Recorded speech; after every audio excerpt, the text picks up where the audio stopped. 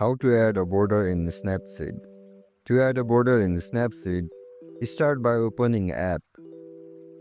Now tap on the screen and browse through your image that you want to edit on or add a border on. Once your image is loaded, tap on the Tools menu which is located at the bottom of your screen.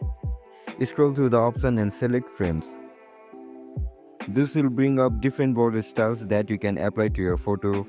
Swipe left or right to explore various frame designs. If the option is available, you can adjust the thickness of the border using a slider to customize the look.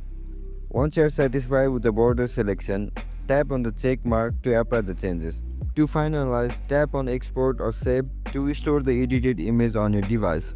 And that's it, your photo has now a stylish border, giving it a more refined look. Try experimenting with different frames styles to enhance your image. See you in the next one. Bye bye.